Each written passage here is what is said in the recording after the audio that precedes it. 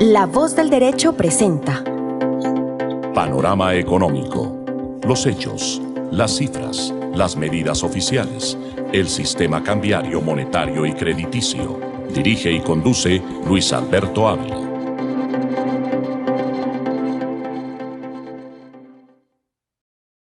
Bienvenidos a Panorama Económico con la dirección general del doctor José Gregorio Hernández Galindo. Hoy vamos a acompañarles en la mesa de trabajo Alejandro Velandia, Jimena Charri en la distancia, nuestra invitada especial, la doctora Carolina Restrepo, y quien les habla, Luis Alberto Ávila, en el control máster y el ingeniero de sonido, Luis Daza. Como siempre, analizamos el tema internacional, todo lo que está sucediendo, los fenómenos económicos que van a afectar a Colombia en el corto, en el mediano plazo. Indudablemente, la situación que se está presentando, para uno la invasión, para otro el conflicto, como se quiera llamar, el tema de Rusia-Ucrania y todo lo que tiene que ver con la OTAN, Estados Unidos, pues lamentablemente va a generar primero pues todo lo que estamos viendo en distintos medios de comunicación, la tragedia humanitaria, lo que no quisiéramos ningún ser humano en el mundo que existiera, que es la guerra. Y la guerra lamentablemente, dijéramos, no es fácil. Es la primera sacrificada de la guerra, es la verdad. Cada país tiene su propia verdad, su propio argumento. Esas son teorías que en ciencia política pues lamentablemente se dan. O sea, el argumento va, el argumento viene, la dialéctica, que si un país u otro país tiene la razón por qué se hizo la invasión. Pero los efectos económicos están a la vista. Incremento del precio del petróleo. Y eso generalmente lo que ocasiona e históricamente se ha demostrado es una espiral inflacionaria por el incremento de los precios colaterales de todos los derivados. Lamentablemente no se puede detener esta espiral, o sea, todos los productos que dependan de la materia prima, petróleo, gas, que se va a dar, pues lamentablemente va a incrementar.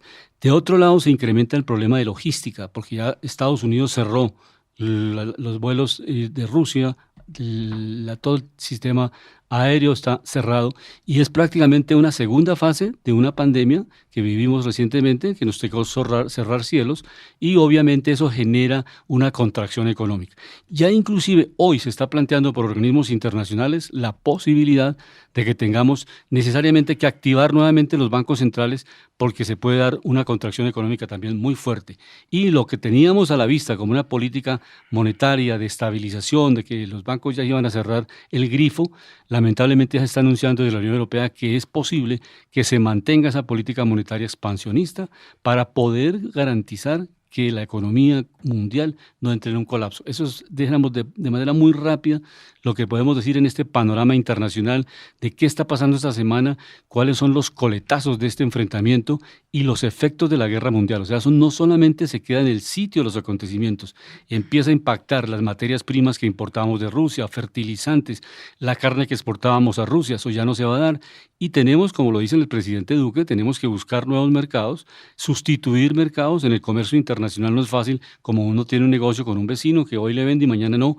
Lamentablemente un negocio internacional se construye con muchos años, con mucho esfuerzo, y perderlo, pues lamentablemente es una pérdida grande para el comercio internacional colombiano. Esos son los elementos generales, Alejandro. Miremos cómo se comportan los indicadores, específicamente, por ejemplo, el petróleo Brent, que está a 112 en algunos medios, está ya, pues pasamos la barrera hace rato, los $100. Veamos cómo están esos indicadores en esta tarde que estamos cerrando. Sí, muy buenas tardes a todos los oyentes de nuestro programa Panorama Económico. Mis estimados invitados el día de hoy, la doctora Carolina, que va por el Movimiento Salvación Nacional. Mis estimados colegas Luis Alberto Ávila, Jimena Charri, nuestro director general José Gregorio Hernández Galindo y nuestro ingeniero de sonido. Estamos mirando precisamente el tema de materias primas, pero recordemos algo, complementando lo que estaba diciendo Luis Alberto. Las materias primas ya venían elevadas, o sea, el problema que está surgiendo en este momento no es que esté disparando, obviamente están incrementando más las materias primas, pero el tema de las materias primas ya venía muy elevado. El petróleo estaba por encima de $90, acercándose a los $100 en el caso del WTI y en el Brent. Y hay que recordar una cosa a nivel internacional. Hay que analizar quiénes ganan en este conflicto y quién pierde. Los perdedores son Rusia y Europa. Ganadores China y Estados Unidos. ¿Por qué lo digo? Cuando uno siempre va a analizar los datos y los temas, va a mirar en los indicadores quién sale ganando. En este momento, pues, uno de los ganadores es Biden en su gobierno. ¿Por qué? Porque como viene teniendo una política tan mala a nivel del manejo de finanzas públicas. Recordemos la inflación en Estados Unidos antes de que empezara este problema era del 7.5%. Eso es un escándalo a nivel global para una economía desarrollada. Hace 40 años no existía este indicador, 40 años. Si vamos a mirar, por ejemplo, la inflación en Japón y la inflación en China no supera el 2%, está en el 0,8% y el 1.5%. En Suiza es del 1.2 al 1.4%. Entonces es importante comentarle a los oyentes que conozcan de dónde viene esto también. ¿Y por qué digo que los grandes perdedores son Europa y Rusia? Rusia es un gran proveedor de materias primas para Europa. Europa necesita de las materias primas de Rusia. En el caso de Alemania está necesitando casi del 40 al 50% del insumo de hidrocarburos y gas. Alemania va a tener problemas, ¿por qué? Ya se disparó el precio del gas en Europa por 5 veces. Eso va a empezar a afectar la dinámica del mercado. No sé qué es lo que no le cuentan al público, porque organizar esto se vuelve un problema tanto para la producción de países como Alemania, que es el motor de Europa, para Francia, para Italia, y también un problema, aunque Vladimir Putin ya hizo un pacto con Xi Jinping, que es el presidente de China, y pues lo que no le van a vender a Europa, se lo van a vender a China. Mirando precisamente los datos en materias primas a nivel internacional, miramos el crudo WTI, hoy está cayendo, o digamos es una corrección porque viene subiendo en tendencia, está cayendo el menos 2% y está cerrando los $108.39. Estamos en panorama internacional, pero estos son unas excelentes noticias para Colombia. Ya les contaremos por qué. En el caso del Brent, $110.81, cayendo el menos 1.89%. Recordemos a los oyentes que estos son datos en tiempo real en la grabación de este programa.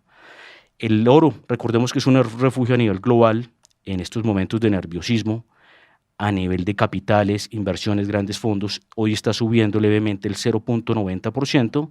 Y está cerrando en los $1.939 por cada onza.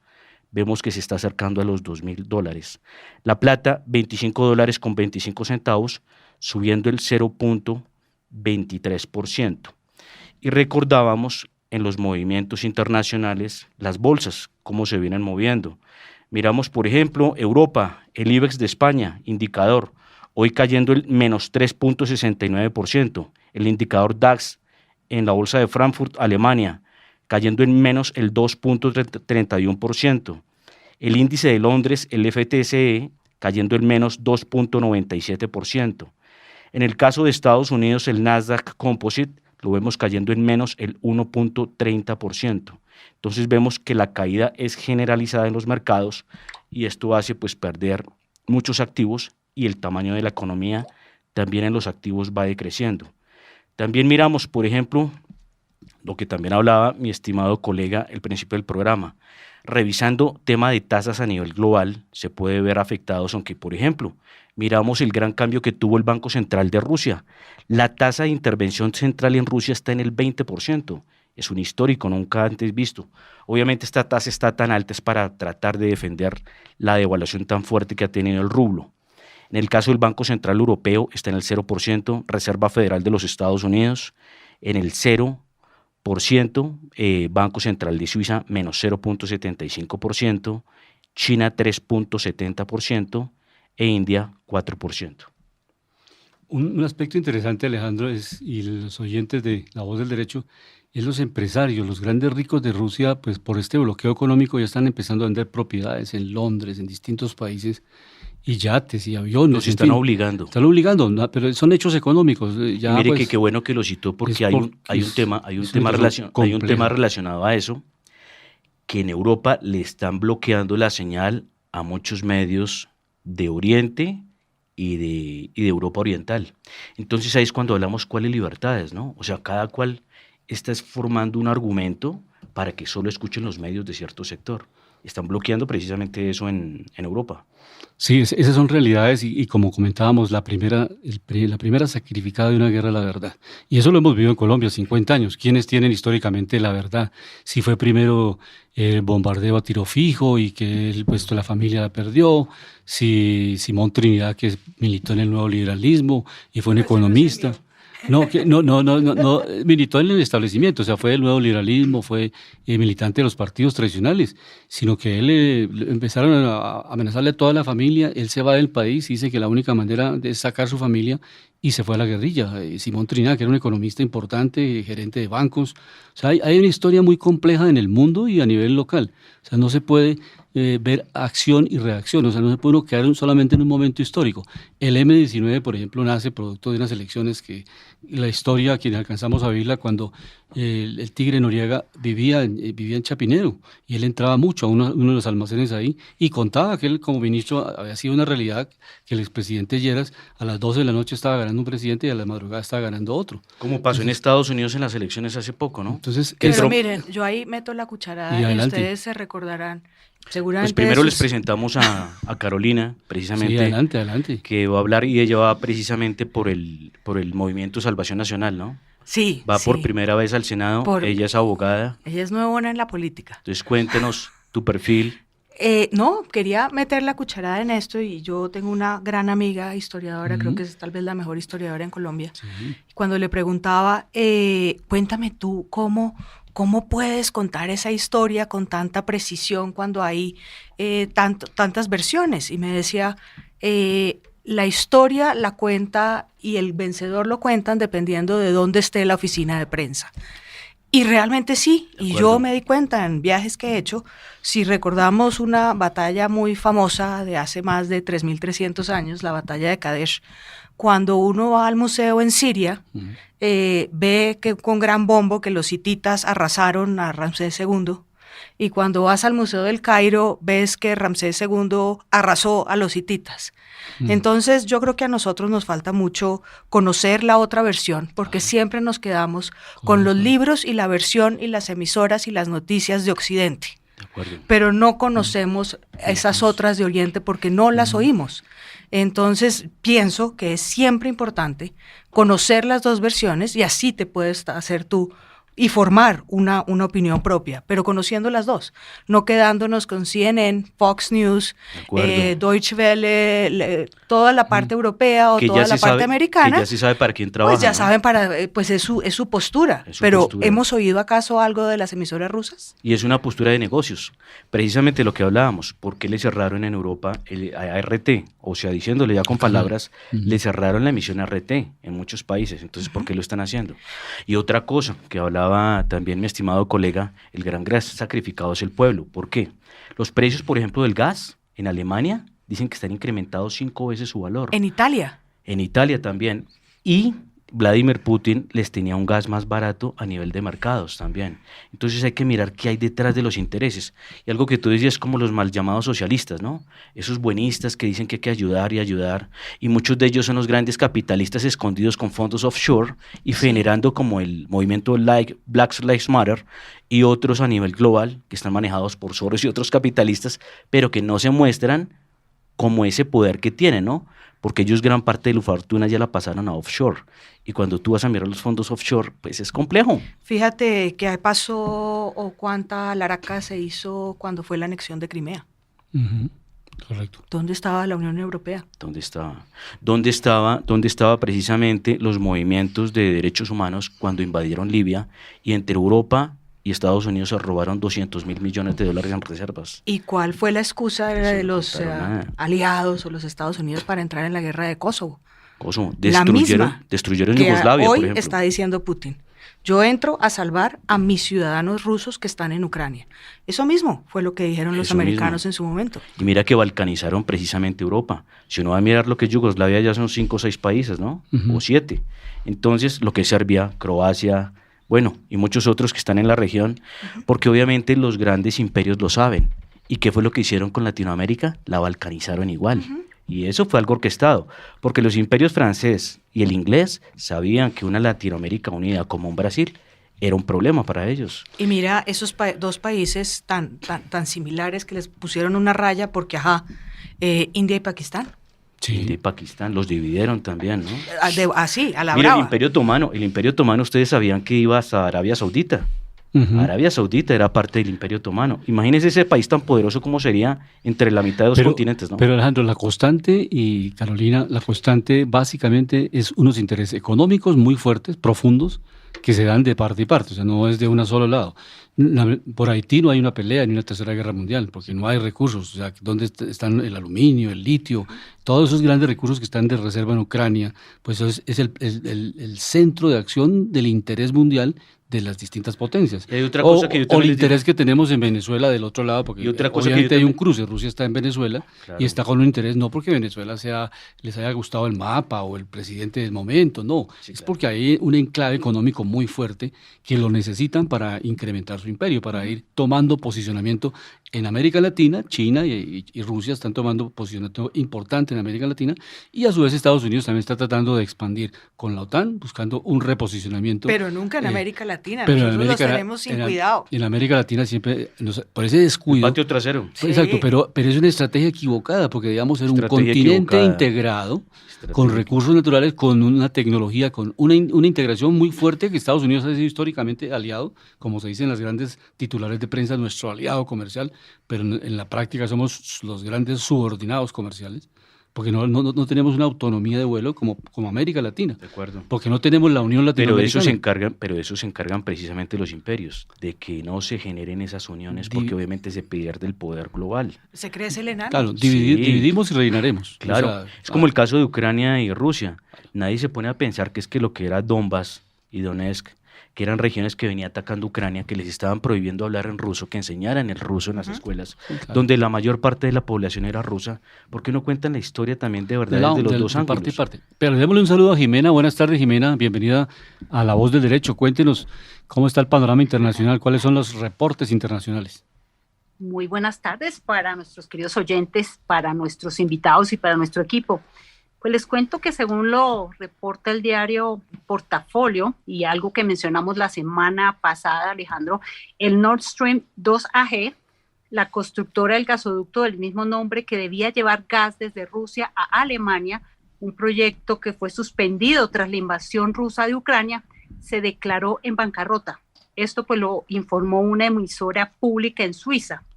Nord Stream se ha vuelto insolvente a causa de las sanciones estadounidenses de la semana pasada. Esto pues referente a lo que mencionamos la semana pasada, que es muy importante. ¿Recuerdas, Alejandro, el Nord Stream? Sí, claro, precisamente ese es un proyecto que costó más de 10.000 millones de dólares y eran 4 o 5 declararon empresas en bancarrota. consorcio con Gazprom, que es la gasífera más importante de Rusia, y también con estas compañías que son unas suizas y otras de Alemania. Entonces, ¿cuánto daño? Precisamente por eso decía, ¿cuánto daño no se hace por la decisión de un político en el mercado y a la gente, ¿no? Porque obviamente al estar cancelado, recordemos que el Nord Stream va desde el norte de Rusia por todo el mar Báltico y la entrada es Alemania. ¿Y por qué hacían eso? Porque es que decían que Ucrania se estaba robando el gas que le mandaba Rusia a Europa por esos oleoductos. Y además que tenía que pagar dizque un impuesto o un tránsito de 2.000 millones de dólares anuales, ¿no? Entonces, obviamente, también querían obligar a Rusia a que tenía que vender el gas a Europa a través de ese tránsito. Y hay otra cosa que ya se viene muy importante con la política. Recuerdan que cuando Biden se estaba lanzando a la presidencia, apareció un escándalo que el hijo estaba metido en negocios con unas gasíferas en Ucrania, con gas ruso. Entonces, miremos esa hipocresía de la política que hay y ese juego de intereses. Entonces, es precisamente mirar la transparencia, pero miren esa quiebra tan fuerte. Y obviamente los suizos también están sufriendo a través de estas empresas. Y toda de la dialéctica, porque de un lado el carbón que lo teníamos ya como en la historia, el pasado, la contaminación, se van a reactivar termoeléctricas en Europa Necesitan, para la producción con de gas. urgencia. Italia ya comenzó. Exacto. Pero hay algo Entonces, que es más peligroso que y quiere se hacer re- Alemania, y que se es re- reactivar las centrales nucleares, que Claro. eso sí es más peligroso O sea, y se eso pone puede en agravar marcha- el tema. Claro, se pone en marcha la defensa de Alemania frente al mundo, que Pero ya es algo, resistido. o sea, ese ya es algo más peligroso todavía, Porque- porque precisamente Alemania venía era a cerrar sus centrales energéticas, sus centrales nucleares, por el peligro de Fukushima, lo que había pasado en Japón. Entonces, precisamente el cambio que es, y hay algo que vamos a hablar ya, no sé si comenzamos con panorama nacional, y ya pues involucramos aquí a nuestra candidata, que bueno que nos hables sobre de dónde vienen las ideologías del partido, del movimiento. Pero hay una cosa muy importante que estamos viendo en Colombia, los que estamos en la economía, que los números no mienten, ¿no?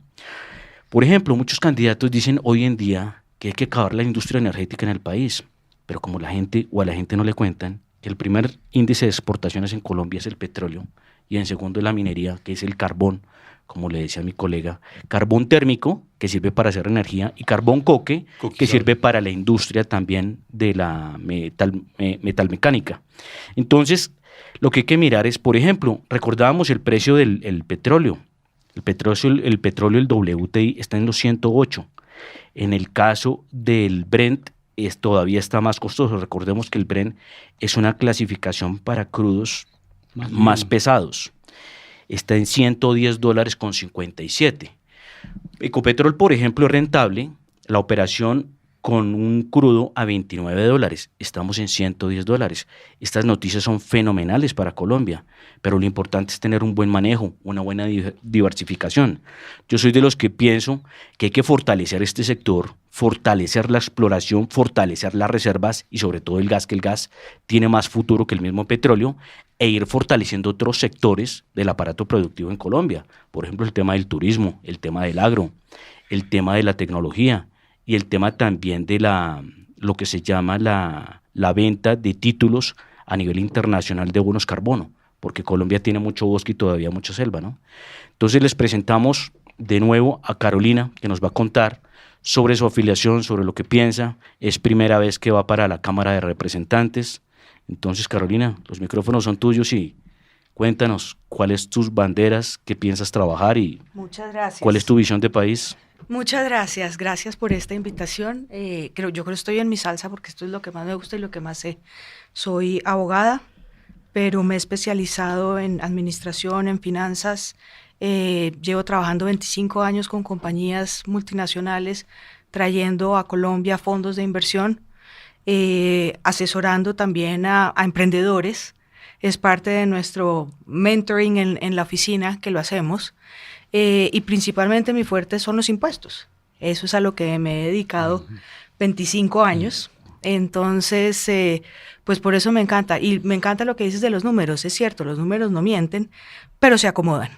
Se acomodan. Eso lo podemos acomodar También, ¿no? Muy fácilmente, como las palabras. Claro. Ellos también se acomodan y les damos las vueltas como lo queremos. Claro. Yo estoy en el Movimiento de Salvación Nacional. Soy la cabeza de lista, en una lista cerrada. Entonces, solo se vota por el logo del partido. Nosotros Y allá decidimos adentro distribuyen quién va, sí, en ya qué lugar. hay un orden. Yo, Ya. como te digo, soy la cabeza de lista, o sea que sería pues la 1. ¿Quién es el presidente de ese partido? Todavía es un partido que hasta hace 2 meses nos devolvieron la personería jurídica. Enrique Gómez es nuestro candidato a la presidencia, Carlos Cuartas es el candidato a la vicepresidencia y José Miguel Santamaría es la cabeza al Senado. ¿Y ustedes siguen el legado de Álvaro Gómez Hurtado. ¿Cuál es el legado de él? ¿Cuál es la...? Mira, es tan sencillo y tan complicado como el acuerdo sobre lo fundamental. Esa es la famosa frase. El acuerdo sobre lo fundamental son 5 puntos, tiene 5 puntos, pero te hablo que lo escribió hace unos más de 30 años. El primero es la ley. Nadie está por encima de la ley. La justicia debe ser igual para todos. La moral, no solo en las actividades políticas, sino en la vida cotidiana. El desarrollo, la libre empresa, generadora de desarrollo y por supuesto generadora de riqueza y bienestar. Y la ecología. Pero imagínate este señor pensando en la ecología hace 30 años. Por eso nuestro logo tiene el azul por el Partido Conservador, el rojo por el Partido Liberal y el verde no es por el verde, sino es por la ecología. No es por el verde de los verdes. No es por el verde de los verdes. Pero fue una persona que si tú ves también el logo, él creía en que se tenía que haber un consenso, pues tan es así que está en el logo, ¿no? De todos Pero los ese partidos. consenso debe ir fijado bajo unos principios, creo Sí, yo. claro, O sea, claro. ¿por qué hago la pregunta? Porque es que hoy en día hay muchos movimientos que confunden libertades con distorsiones, ¿sí? Por ejemplo, que si uno le va a enseñar a un niño el tema de ideología de género es algo irresponsable. Uno tiene que explicarle a un niño la estructura del principio de cada cosa. Porque uno, sí, hay una libertad de pensamiento, eso estamos de acuerdo, pero yo creo que hay que pensar de acuerdo a respetar la estructura de ciertas cosas que no se pueden vulnerar, ¿no? No sé tú qué piensas de eso, hablando de principios y valores. Hablo precisamente, lo cito por lo que había sacado la Corte Constitucional sobre el aborto, por ejemplo. y otro tipo de cosas que se van a venir más adelante, ¿no? Ujú. No, totalmente. En temas como ese nosotros somos muy claros, ¿no? Ahí no hay grises, sino nosotros somos, personalmente te puedo decir que mis principios son conservadores. Yo creo que hablar de derecha, izquierda, centro, eso no, mis principios son conservadores. ¿Qué es Entonces, un principio conservador? Yo no concibo, por ejemplo, el aborto. No concibo ni a las semanas, ni a las otras semanas, ni a ninguna semana, pero soy etapa, respetuosa de la ley. Claro. Y gústeme o no me guste, yo debo acatar lo que dice la ley. Pero ¿no sería peligroso que, por ejemplo, llegara al gobierno o al legislativo personas que distorsionen las libertades con los principios fundamentales? Es que siempre es peligroso, o sea, eso yo creo que para delicado. cualquiera y precisamente Sí. esa es la importancia de las elecciones de este 13 de marzo. Son fundamentales. Son las Porque hay un principio fundamentales. fundamental, matar es matar y el respeto a la vida es el respeto a la vida. Sí, ahí. Que obviamente uno le quiera poner tintes o matices o darle la vuelta a eso es otra historia, ¿no? Pero yo pienso que tiene que haber un fundamento claro y real para poder generar una ley que genere bienestar real, ¿no? Ujú. No sé qué opinas de esas cosas. Sí, pero piensa, estamos en una democracia. Ojalá seamos más los que pensamos así. Sí. Porque ¿Cuántos votos se requiere para llegar a la Cámara en este momento en los cálculos que ustedes han yo hecho? creo que el umbral, porque el umbral debe estar alrededor de 120.000. Sí, el umbral. 120.000. el umbral. Y entrar a la Cámara con cuántos votos. No, ya con eso pues entra uno con tranquilidad, digamos, la primera. Lista Yo- preferente, estaríamos hablando en Bogotá de unos 30.000 votos para la representación de la Cámara. Lista preferente. Preferente, pero que el umbral se consiguiera. Se consiguiera, ¿no? sí, correcto. Y estábamos Carolina. hablando... Sí, siga, Jimena, adelante. Sí, bueno, continuando con el tema del aborto, bueno, si no estás de acuerdo con el aborto, ¿cuál sería la medida para no llegar a acudir al aborto? Educación. Sería- Educación. Nosotros tenemos que educar a la juventud. Eso es lo primero que yo haría, es educar a nuestros jóvenes, hombres y mujeres, porque es que una cosa es que la mujer sea, como dicen en inglés, y es mi opinión, por eso no estoy de acuerdo con el aborto, cuando hablan es que es mi cuerpo, o es, no es tu cuerpo. En tu cuerpo tú te pintas el pelo, te pones tatuajes, te haces lo que quieras. Una mujer lo que está haciendo ahora con un bebé es un vessel, es quien carga y quien tiene esa responsabilidad de una vida, pero no es tu vida, no es tu cuerpo. Simplemente estás llevando a ese ser en tu cuerpo. Entonces, si no es parte de tu cuerpo, ¿por qué vas a disponer de él? Claro, y qué bonitas esas palabras porque hay algo ahí de mucho valor para las mujeres, que la vida les dio la oportunidad de ser ellas Claro. quien carguen la vida, ¿no? Sí. No es el hombre, Pero son no las es tuya. mujeres, ¿no? No es tu cuerpo, Sí, porque ya es otro ser, ¿no? es otro ser. Pero si no es tu cuerpo, si no es tu hijo, entonces ¿de quién es? ¿Del Estado? No, es un ser humano, es un ciudadano. Él ya tiene derechos y deberes. Sí, esa es la discusión muy grande, ¿no? Porque las personas que están del otro lado dicen, bueno, ¿cuántas personas Alejandro está dispuesta a adoptar, a ir allá al centro médico, al centro pues donde están naciendo los niños que no van a tener padres, que no aparece la mamá? Excelente. ¿Cuántos estamos dispuestos a adoptarlos para reconstruir la sociedad que queremos reconstruir entre todos? Excelente eso ¿O que cuántos niños se mandaron a la guerra, que son 18.500, los que están identificados por la JEP justamente, que los mandaron a la guerra para matarlos, no los mandaron a la guerra para que se fueran a divertir? Claro. ¿Sí? Y entonces, ¿dónde estaban las voces para defender esas vidas que también son igualmente importantes? De acuerdo, y eso es muy importante. Por eso, entonces, recojo ahora las palabras Eduquemos. de Carolina. Educación, es que es la prevención, porque es que si siempre nos la pasamos sobre el correctivo y no vamos a lo fundamental, que es la base, que es la creación de las buenas normas, la buena ley, la buena conducta. Y la primera pregunta, Leandro, adicional a eso, ¿qué hacemos con esos niños que les tocó ir a la guerra? Porque ellos estaban en el monte. Mire, cuando se produce la apertura económica del expresidente César Gaviria, que todo pensó que era suave, que no tenía impacto, pues 30 años después el impacto ha sido muy grande. 13 millones de colombianos que estaban dedicados al campo, a la producción agropecuaria, y estábamos produciendo 13 millones de toneladas que no teníamos que importar. Sacan esos 13 millones y lo cambian por 50 familias importadoras. Esa ecuación es terriblemente dramática. Porque ¿Quién lo cambia? Pues la apertura económica. No, tuvieron un tiempo para prepararse. No se preparó, porque si se hubiera preparado, pero por eso ese es el error más grande. Obvio que hay que pero es que el error más grande es como si yo tengo un hijo y no lo educo, no lo formo y le quiero decir, ya láncese a trabajar, ya haga lo que pueda. No, un país tiene que prepararse para eso. De acuerdo, pero ¿sabe dónde estuvo el error? precisamente en que el Partido Liberal en ese momento no hizo el modelo de transición, pero eso que se hizo tocaba hacerlo. ¿Por qué?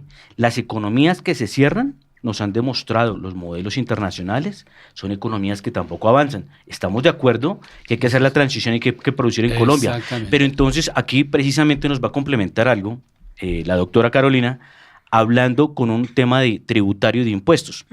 En Colombia, ¿por qué es más costoso producir que en otros países? Si nosotros importamos más de lo que exportamos, es porque cuando nosotros salimos a competir con nuestros productos, son mucho más costosos que en el mercado internacional. Entonces, por ejemplo, países que son muy productivos a nivel de finanzas, de mercado, de empresas, tienen, por ejemplo, incentivos a la producción, incentivos a la inversión, porque eso es lo que genera un dinamismo y genera una competitividad en los márgenes y en los resultados finales en el comercio internacional, ¿sí? Si nosotros, por ejemplo, salimos a competir, es más, nosotros, por ejemplo, hasta importamos a veces café de Perú, café robusto, nosotros tenemos un café arábigo. Los márgenes a veces acá son tan bajos por los costos de producción que muchas veces al gobierno le toca meterse la mano al bolsillo para subsidiarlos. Entonces, ¿qué nos podrías decir con este tema de los impuestos? O sea, Colombia, mira que hay unos países a nivel global que nos han dado ejemplo. El caso de Singapur, el caso de Irlanda, que creo que Jimena también miró esta noticia esta semana, son campeones en libertad económica. O sea, no tanta tributación, mucha ayuda y mucho incentivo al desarrollo, a los negocios y también al incentivo de la inversión extranjera directa hacia el país. Nosotros somos un país absolutamente vaciado en términos de plata. Vivimos resteados todo el tiempo, tanto es así que tenemos rete IVA, rete renta, rete tátara, todas las retes, que no son un impuesto, son el cobro por anticipado de esos impuestos. ¿Por qué? Porque el Estado colombiano jinetea como cualquier ciudadano. Paso de uno a otro, a otro, a otro para el mes, y eso es lo que venimos haciendo. ¿Cómo es posible en un país que queramos formalizar las empresas? Las industrias, que el 80% de las empresas son microempresarios o familiares, el 80%. Y le estamos cobrando un impuesto a las transacciones financieras, el 4 por mil, que empezó en el año 98 por la crisis financiera de los bancos. El 2 por mil. Comenzó con el 2 por mil, ¿no es cierto? Y se quedó permanente, ¿no? No, y siguió al otro año, entonces dejémoslo porque es caja, y pasó un terremoto en el eje cafetero. Sí. Entonces ahí lo dejamos. Y como vimos que era una caja buena, entonces ahí siguió. ¿Cómo tiene un país un impuesto como a la riqueza, al patrimonio, después era pospandemia? Invéntenle el nombre que quieran. En Colombia no hay nada más permanente que un impuesto transitorio. Ese impuesto se va a quedar a el hecho de tener, no de generar riqueza. Tú hablas de las mineras, de las petroleras, de las grandes transformaciones energéticas que busca el país. ¿Cuánto se demora una empresa petrolera y cuántos activos fijos tiene que tener para ver si a los 5 años logra que le salga un chorrito? Probablemente sí, probablemente no. ¿Cuánto vale una punta de diamante? Y el riesgo. Pero solo por tener esa maquinaria. Solo por eso. Yo tengo que pagar. Sin contar los temas de mercado. No, es que no he generado el primer peso. Claro, está solamente estoy en la etapa dando empleo. De factibilidad, sí. Y estoy dando empleo porque estoy contratando gente que aparte digo que me cuesta 1 millón, no, te cuesta el 1.6%. Porque tienes que pagarle los parafiscales, que no son un impuesto, son una contribución, y ese también es otro error que generalmente se comete. Las tasas arancelarias son tasas, no son un tributo, no son un impuesto. La diferencia va en cómo esos dineros van destinados a algo. Los impuestos no tienen una destinación específica. Entonces, 1.6% te cuesta una persona. ¿Será que vale la pena pagar que los empresarios paguen por una caja de compensación? O sea, ¿son tan buenas? ¿Tendrán los empresarios que pagar por el SENA y por el ICBF? ¿Ellos necesitarán un presupuesto específico de todos los empleadores? Sí. ¿Será que para ser una empresa es necesario que yo vaya a la Cámara de Comercio a decir cada año que existo y que me cobren por existir? Y tiro tras taco, eso es como un taxímetro, le cambia una coma, 200.000 pesos, cambio el revisor fiscal, 150.000 pesos. Y claro, te llegan con un aviso de renovar la matrícula antes del 31 de marzo y te dan 4 pases para Mundo Aventura. ¿Qué es de ellos? Sí, claro, es un circuito. Pero tienen unos edificios tremendos, tremendos.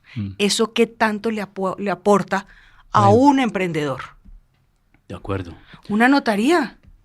Sí. Carambas, estamos en la época, ¿no es que hablan tanto del medio ambiente? Y de que el papel de la notaría, ¿de dónde viene? Y de eso De sí la no, tala- y de de eso la sí tala no- de árboles. Y de eso sí no hablan, ¿no? Y el blockchain, por ejemplo, y Algunas. todas esas tecnologías hoy en día absolutamente cifradas, end-to-end, todo lo que hay, que eso debería estar es en una nube, en una cosa que pudiera uno entrar con unas Claro. claves, hacer eso, y no tanto papel. Papel que uno no Simplificar. consigue acá está en la notaría primera. De acuerdo. Bien arrumado, quién sabe por dónde. Sí, Y por- hay algunas y por notarías. seguridad también, ¿no? Hay unas notarías que ya se han modernizado y están digitalmente Pero te cobran. trabajando, pero cobran por todo, exactamente. Por- Pero y estábamos eso es un hablando, negocio, eso es una cartelización de negocio estatal, ¿o no? Mire, Sí. yo quisiera tener una notaría. estábamos hablando de Copetrol, que es un tema importante, sí, pues los 16.5 billones de utilidades. De utilidad. Es muy importante. Escuchemos al ingeniero Felipe Bayón, presidente de Copetrol, hablando de cómo se registran estas utilidades y cómo se van a repartir los dividendos, que es pues una buena noticia para los accionistas, pues el principal accionista del Estado y también accionistas minoritarios que tiene esta empresa, y anuncia que para el final de mes de marzo pues se tendrán la asamblea y obviamente tendrán los accionistas un buen rendimiento de sus acciones. Escuchemos al ingeniero Felipe Bayón. Recomendación o una propuesta, como usted bien lo dice, que va a ir a la Asamblea General de Accionistas, que va a tener lugar o se va a llevar a cabo el 30 de este mes, el 30 de marzo. Y la propuesta es la siguiente. Primero, que se haga un payout, un pago del 69%. Esto incluye 60% de dividendos ordinarios. Recordemos que la política de dividendos de Copetrol es repartir entre el 40 y el 60% de la utilidad. Entonces estamos repartiendo el máximo dentro de la política de dividendos, punto número 1. Y dados los buenos resultados históricos, ¿no? Ustedes ven pues la utilidad más alta desde el año 2011, inclusive pues se tenía la utilidad más alta con 15.4 billones, se reparte un 9% adicional. Esto equivale a 280 pesos por acción, 243 pesos en el dividendo ordinario y 37 pesos en el extraordinario, y será decisión de los asambleístas de la Asamblea 30, mal no estoy, creo que fueron 300 pesos por acción, pero podrían ser o los segundos o los terceros más altos, podrían dar 17 pesos de dividendos, dado también pues el resultado que se había tenido. Es importante la disciplina, fortalecer la compañía, que tengamos la caja. Este año estamos invirtiendo entre 22 y 24 billones de pesos, 22 y 24 billones de pesos, que es 50% más que el año pasado. Y pensemos que dividendos es un pedazo de las contribuciones que hace Copetrol o del impacto que tiene. Si nosotros sumamos no solo lo que se le da a la nación, a los accionistas minoritarios, a las comunidades y empleados, puede ser 26 billones de pesos al año. Tal equivaldría nuevamente de ser aprobado como está propuesto por los asambleístas a 11.5 billones de pesos. De eso, 1.3 billones van a los minoritarios, que son 254.000 menos la nación. Acordémonos, en esto hay fondos de pensiones, hay personas naturales, hay fondos de inversión. Nomás a través de los fondos de pensiones, pues hay 18 millones de colombianos que indirectamente tienen un pedacito de Copetrol. Y a la nación irían, como usted bien lo dice, unos 10.2 billones de pesos. Negocio, de hecho, si nosotros miramos ISA, pueden ser un poco menos de unos 400.000 millones de pesos. O sea, ya ISA está empezando a aportar de manera decidida. De hecho, en términos de ingresos, pues nosotros vimos como unos 3 billones de pesos de ISA. O sea, yo les digo una cosa, en la medida que conocemos más a ISA, más nos gusta ISA. Hacia adelante ya tenemos identificados más de 120.000 millones de pesos, 120 billones de pesos en proyectos en la próxima década. Entonces, pues muy complacidos. En términos del Permian, nosotros tuvimos en el Permian pues más de 50.000 barriles, cerramos la producción que va a subir este año, y estamos nosotros esperando, o pues vimos un EBITDA, lo hemos dado a la utilidad, de 1 billón de pesos ya. O sea, el Permian está generando 1 billón de pesos en términos de EBITDA y un margen de EBITDA de más del 80%. Y cada uno de los negocios, si uno mira verificación, que tuvo unos rendimientos buenos, si uno mira CENI también, pues es la ventaja de tener una compañía integrada, o sea, que tiene todos los negocios desde el punto de vista de petróleo y de gas, y una compañía diversificada, porque es una compañía. Este es el análisis que nos entrega el presidente de Ecopetrol, Felipe Bayón, frente a las utilidades que van a distribuir a final de mes en marzo y también lo que representa ISA en el conglomerado, o sea, cómo se va a integrar. Él habla ahí de 120 proyectos que van a diversificar la industria y es bien importante para Colombia en esta etapa que estamos viendo. Obviamente, vamos a ver cómo se desarrollan las campañas para que quien llegue a la presidencia de la República pues haga un ensamble de estos proyectos porque son estratégicos para Colombia. Sí, algo muy importante que yo iba a decir ahí. Yo precisamente estuve en la reunión de rendición de cuentas de Felipe Bayón y yo lo felicité. ¿Por qué? Porque él es una persona muy técnica. Él no es una cuota política. Entonces, es una persona que ha estado dentro del sector de hidrocarburos a nivel internacional, nacional, y es algo muy técnico y algo que hay que felicitarle es la baja en los costos de producción. Es algo maravilloso. Pero de verdad la felicitación, ¿por qué va? A la compra de ISA. ¿Por qué? Porque articula un holding energético que es muy bueno y que nos da vida a futuro. Le hacía precisamente la comparación con compañías a nivel internacional como Enbridge o TransCanada, que no solo venden gas, no solo venden petróleo, sino que tienen transporte, tienen energía limpia, o sea, están tan bien armados en esa cadena de valor energético que son empresas que crecen mucho. Es una maravilla. Y Colombia tiene que cuidar eso. Entonces, eso es lo que hay que explicarle a los oyentes. ¿Cómo vamos a acabar con uno de los activos más productivos de Colombia? En el caso de Bogotá, tenemos empresa de energía de Bogotá. Y otra cosa que hay que decirle también a los políticos, que no por el político que llegue, entonces va a ser con la empresa de energía o Ecopetrol o muchas otras empresas, de acuerdo a sus pensamientos, sino un desarrollo económico o un desarrollo de crecimiento, ¿no? Una pregunta interesante aquí, ya nuestra invitada.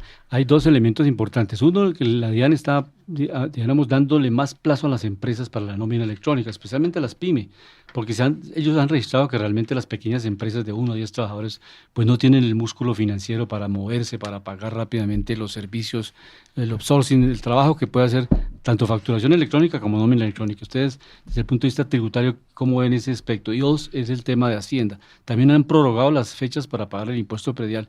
¿Eso cómo se puede leer? O sea, no hay la capacidad de pago. ¿Qué está pasando? Algo está pasando en el mercado. Es un tema para tecnificar en ambas cosas.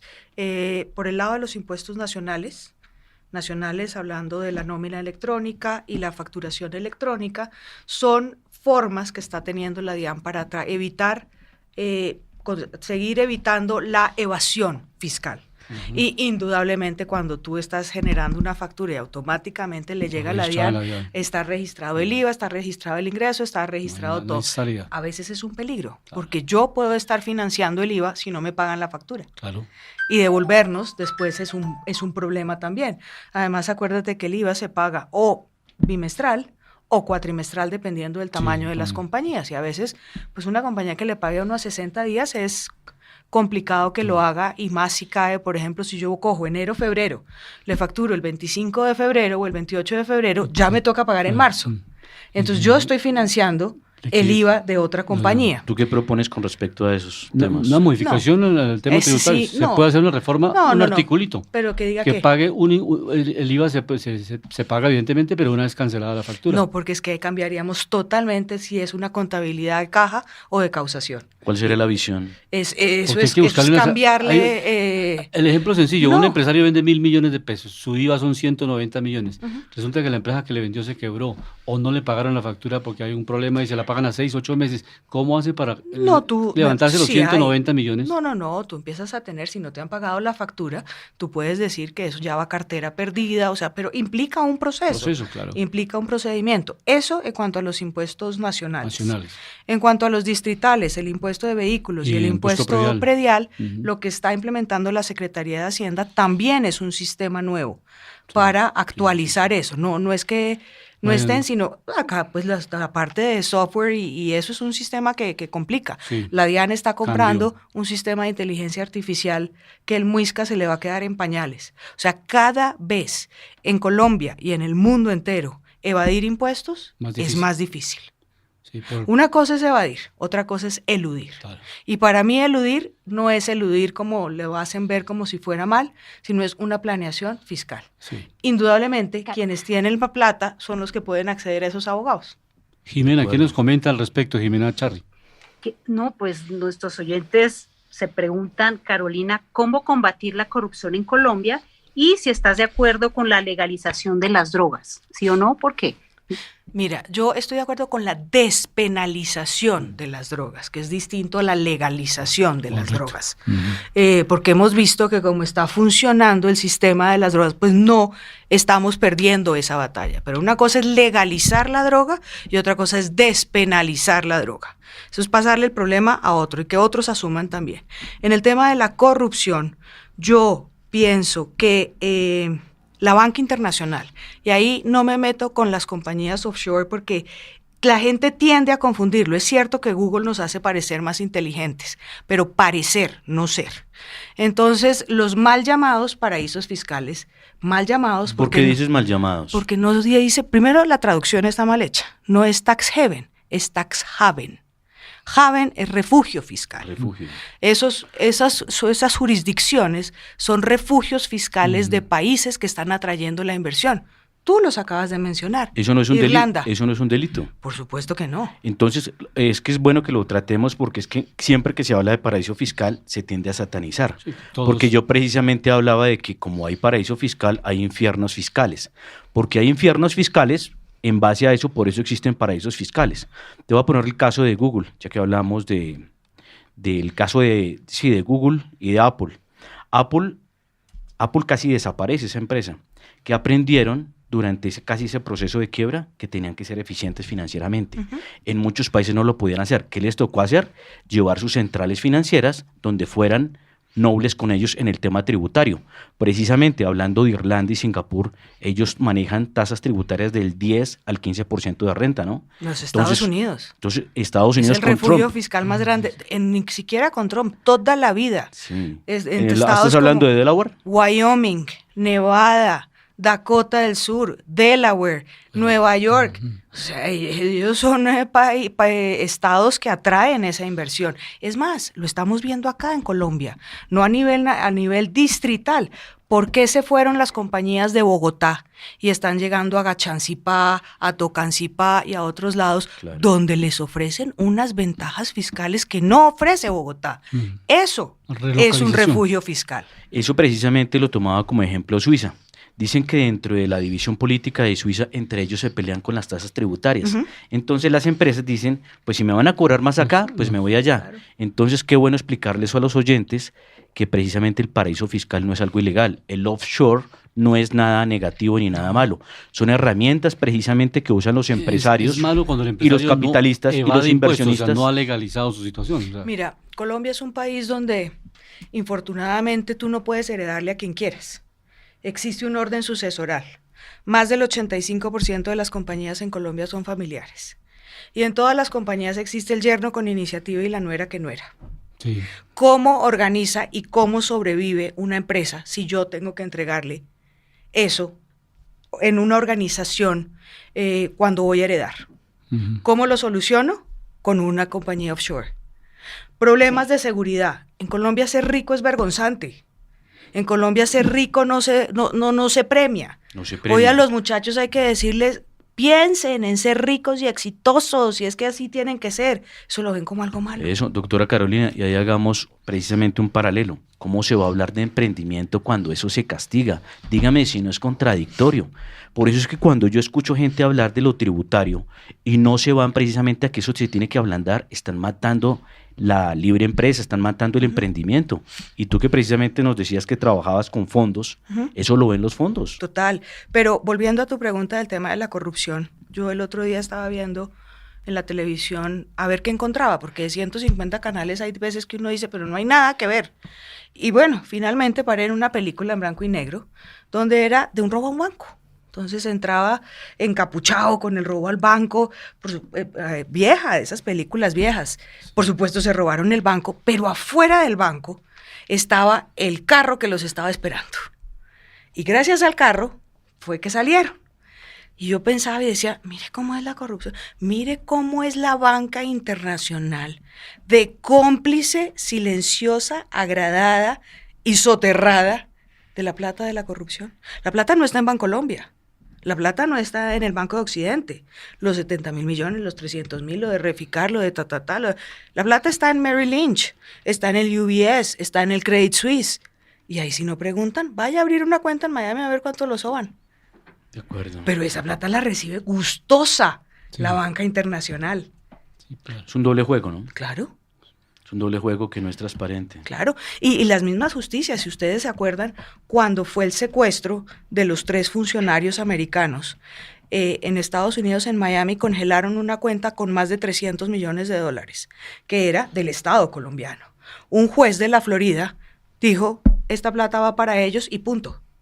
Y así fue. ¿Y qué hicimos nosotros? Así de fácil. Nada.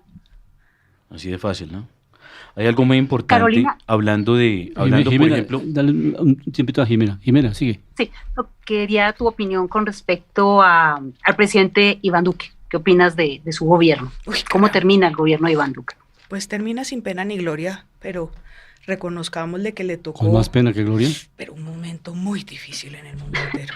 ¿Cierto? Yo creo que Se es le que- tocó bailar con la más fea. Uy, Pandemia. caramba, sí, le tocó todo eso. Y, Pero mira, y centros, pero y centros poblados, ¿qué pasó ahí? Con Pero, el Ministerio doctora de las TICs? Carolina, yo ¿Qué le pasó, digo- ¿Qué pasó con Uy, centros uy, me poblados? emociona que todos me quieran pasó con hablar. centros Doctora poblados? Carolina, hay algo muy importante para sacar a la gente también de lo dogmático y el populismo. Porque es que muchos dicen, no, es que la pandemia. No, señor. ¿Qué hicieron ciertos políticos con respecto a la pandemia? Y a Duque hay que aplaudirle algo. Aprovecharla. Aprovecharla. Entonces, ¿el que quiso hacer? Él no quería cerrar muchos sectores. Alcaldesa como Claudia López era feliz cerrando la economía de Bogotá, pero cuando va y quiebra 90.000 empresas o 50.000 empresas, ella tiene una responsabilidad política y pública a salir, uy, sí, qué pena, la embarré. No, La mira, embarré con porque ella sí, mejor dicho, dañé ahí sí ni 500, hablemos. dañé 500 activos, dañé transabilidad, dañé pagos, porque es que la economía es el intercambio de bienes, productos y servicios. Y si no nos pagamos las cuentas unos a otros, pues ¿cómo va a funcionar la economía? No, y no circula. Se genera una implosión. Entonces, por eso hablo que hay que quitar ese discurso demagogo y barato y que no se hacen responsables. Lo mismo le pasaba a Trump en Estados Unidos. Él no quería cerrar la economía y muchos demócratas eran felices cerrando, claro, para mostrar malos indicadores. Pero mira que todo se paga en la vida. Joe Biden tiene una inflación del 7.5% y si uno va a mirar, un año prácticamente le duró la pandemia a Donald Trump, él sacó la inflación en 1.4%. ¿Sí? Y muchos van a acomodar los números, pero si tú vas a mirar también el tema de desbalance comercial en Estados Unidos, está en récords históricos negativos también de hace 50 años. O perdón, estos sí no son de hace 50. Este es el máximo histórico que nunca se ha visto en Estados Unidos. Entonces, ¿qué están haciendo? Destruyendo aparato productivo. Las compañías de Estados Unidos, que tienen mucha fuerza, ya vienen cediendo. Entonces, si a Estados Unidos, por ejemplo, se les llegara a acabar ese reinado del dólar, ¿qué sería de Estados Unidos, por ejemplo? Y acá muchos en Colombia dicen que ¿por qué no emitimos dinero? Pero ¿cómo vamos a emitir dinero con aparato productivo caído? La riqueza no se saca cogiendo la impresora de billetes, sino generando producción y alimentando los sectores de la economía. No sé, ¿tú qué opinas de esto? Eso y contestándole a Jimena. Sí, sí, sí. Pero creo que la embarró en 2 cosas, Jimena, importantes. La política exterior nuestra es nula o inexistente. Nula o inexistente, exterior. O sea, nosotros no hemos tenido canciller. Estuvo Claudia Blum. Nada. Claudia Blum fue un fracaso. No, nada. No, esa política exterior es inexistente y el respeto y la fortaleza a las Fuerzas Armadas. Claro. El espaldarazo, ¿no? Ese. La institucionalidad, sí, Sí. es defender esa institucionalidad. Ahí ha fallado. Por eso decían también que en Bogotá la fuerza pública también estaba desmoralizada con la alcaldesa, porque era un Total. discurso contradictorio, hacía unas cosas y decía otras, ¿no? En aferrarse y en insistir en una reforma fiscal con quien no lo debe presentar, porque Carrasquilla podrá ser un excelente economista, pero tiene el carisma de un pollo frito. Entonces, para presentar esas medidas se necesita, eso no es a la brava. Eso no es porque sí, porque ustedes son unos pobres ignorantes todos y yo soy el que sé cómo funciona eso. Colocarle IVA a la porque canasta familiar era terrible. eso, todo, muchísimas cosas. O sea, para que yo he tenido la suerte de estar en varias de las comisiones de expertos, nunca nos han parado bolas.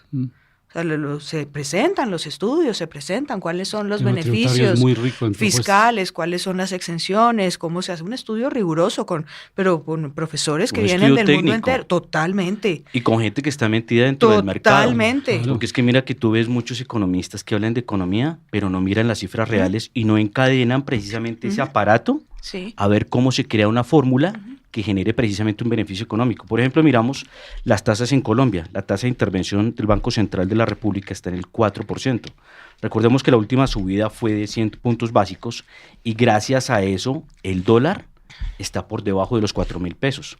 Y gracias también a la industria energética, por ejemplo, a la entrada de dólares con ese petróleo a $110, hoy el dólar en Colombia está en los 3.759 pesos y está cayendo el 1.94%. Entonces mira lo interesante, que cómo es de importante defender los activos estratégicos y energéticos de la nación, porque gracias a eso nos están entrando más dólares. Y al entrarnos más dólares, por un lado, se reajusta la balanza comercial y por el otro lado también riesgo país disminuye, porque el país se vuelve más interesante por este rubro. Pero es que ya llegó el momento en que otra vez la regla fiscal sea la regla. En las vacas gordas se ahorra, en las vacas flacas se gasta. Eso. Y el ejemplo lo vimos Ese es ahora. un buen consejo tanto para un emprendedor, una empresa y una nación, ¿no? ¿Lo puedes repetir, por favor? En las flacas gordas se ahorra. En las vacas gordas Se ahorra. Y en las flacas se gasta. Porque tiene que moverse la economía. ¿Y quién gasta y quién la mueve? El Estado. De acuerdo. Pero ¿por qué en las vacas gordas no se cogen esos excedentes y se reinvierten en activos de generación de valor, precisamente? Claro. Que es lo que hacen las empresas. Acá despilfarran y acá se ponen a hacer con eso mermelada y bueno, a comprar el Congreso y todo eso. Entonces el país no se desarrolla, no hay una visión de país. Lo que hablaba un día del tema noruego, por ejemplo. Noruega aparentemente es un país socialista, pero manejan también el dinero de sus impuestos y de sus regalías, que tienen un fondo de $1.400.000 millones de dólares. Porque es que acá nos pensamos, nosotros somos felices. Este año subió el recaudo a 173 billones de pesos. Entonces gastemos. Entonces felices. Y 173.000 es suficiente. No cubre el presupuesto. ¿Es suficiente o es insuficiente? 350 ¿Eso billones. es bueno o es malo? Claro. No ¿Quién ha revisado el presupuesto si se demoran dos semanas haciéndolo? Yo te aseguro que si uno revisa ese presupuesto, hay una partida para mandar telegramas todavía. Te lo aseguro. Pero doctora Carolina, ¿por qué cuando hay una reforma tributaria, por qué no se revisa primero el gasto? Que no sabe. ¿En qué se gastan los impuestos para poder hacer una reforma tributaria? Porque tenemos sanatorios en el Congreso. Entonces vamos a ir al Congreso nuevas personas. Usted va a ser una de las personas que va a llegar al Congreso. Pues si Dios ¿Ese lo es su quiere. optimismo? Si Dios Claro. lo Y decirles que estamos llegando al final, ¿no?, del programa Panorama perdón, Económico. algo corto. Por favor. Las últimas palabras. ¿Por qué votar por Carolina? Carolina es emprendedora. Carolina es abogada. Carolina es docente. Carolina es nueva y no es política. Yo tengo ya la edad, La madurez para hacer la preparación para devolverle al país un poquito de lo mucho que me ha dado. Perfecto. Y es mi responsabilidad hacerlo. Muchas Salir gracias. de mi oficina, dejar de ganar lo bien que gano y ir a contribuir a mejorar este país. Manejarlo como se maneja una empresa, ¿no? Que es eficiencia. Bogotá, una gran empresa, y Colombia, un país de empresarios. Doctora Carolina, muchas gracias por la compañía del día de hoy y pues espero que tanto los oyentes como sus seguidores pues miren estas tesis que son de profundidad. Muchas gracias. Mucha suerte. Gracias a ustedes por invitarme. No, señora, usted por haber estado presente aquí en La Voz del Derecho. Llegamos al final de Panorama Económico con la dirección general del doctor José Gregorio Hernández Galindo. Nos escuchamos la próxima semana. Muy buena tarde. La Voz del Derecho presentó Panorama Económico. Los hechos, las cifras, las medidas oficiales, el sistema cambiario, monetario y crediticio, la agricultura, la industria, en La Voz del Derecho.